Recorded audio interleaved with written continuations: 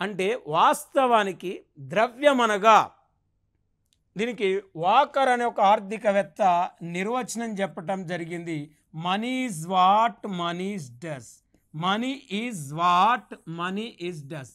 Money is what money is does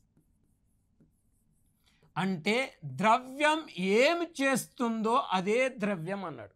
ద్రవ్యం ఏం చేస్తుందో అదే ద్రవ్యం అంటే వాస్తవానికి వినిమయ మాంద్యంగా విలువల కొలమానంగా ద్రవ్యం ఉపయోగపడుతుంది. అంటే ప్రజల యొక్క కోరికలను తీర్చుకోవటానికి ద్రవ్యాన్ని మధ్యవర్తిగా వాడతారు. దాన్ని వినిమయ మాంద్యం అంటామండి.